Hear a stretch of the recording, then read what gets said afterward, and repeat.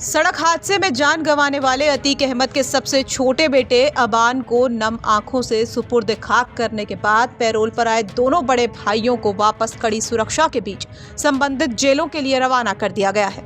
भाई की अंतिम विदाई का ये गमगीन मंजर हर किसी की आंखों को नम कर गया है। अपने सबसे छोटे भाई अबान को कंधा देने और जनाजे की रस्मों को पूरी करने के बाद प्रशासन की कड़ी निगरानी में उमर और अली की मुलाकात उनके परिवार के बाकी सदस्यों से कराई गई थी। कब्रिस्तान के पास बनाए गए इस विशेष टेंटनुमा कमरे में दोनों भाइयों ने अपने परिजनों से मुलाकात की। इस दौरान परिवार पर दुखों का पहाड़ साफ तौर पर टूटता हुआ नजर आ रहा था और भाइयों की आंखें आंसुओं से नम दिखाई दे रही थी।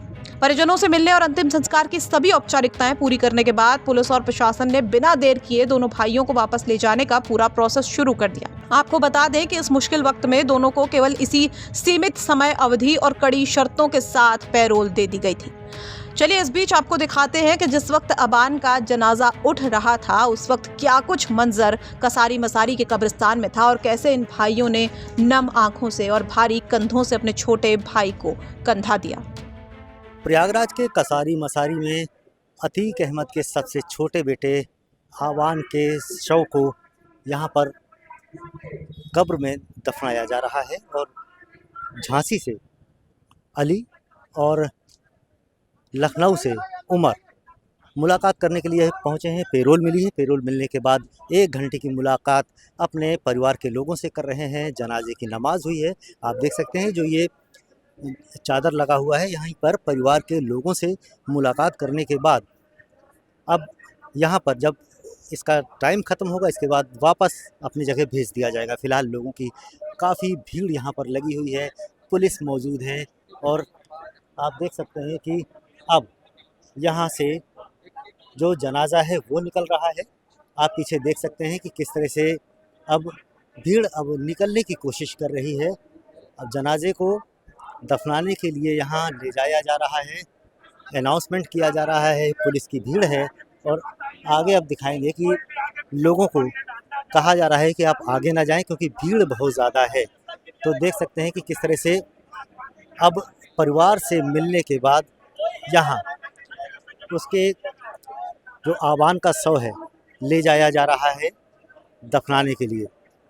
कंधा दिया है उमर और अली ने। अब यहाँ पर कब्र में ले जाया जा रहा है और यहाँ पर एहज़म है, तीनों भाई यहाँ पर हैं, जनाजे में कंधा दे रहे हैं। पुलिस की भीड़ है और परिवार के लोग हैं और मीडिया की हालांकि मनाही है अंदर जाने से। तो अब यहाँ पर आबान के शव को सुपुर्द खाक कर दिया गया है। फ़िलहाल यहाँ पर अली की बात करें तो अली झांसी जेल में बंद है, उमर लखनऊ जेल में बंद है। अब पेरोल मिलने के बाद यहाँ आए हैं जनाजे को कंधा देने के लिए, मिट्टी देने के लिए। फ़िलहाल आपको बता दें कि जो आबान है झांसी में अपने भाई अली से मुलाकात करने के लिए जा रहा था लेकिन सड़क हादसे में उसकी भी मौत हो गई है और इस कब्रिस्तान में अतीक अहमद, अशरफ, असद, अब आबान का भी शव उसी कब्रिस्तान में बराबर में दफनाया जा रहा है।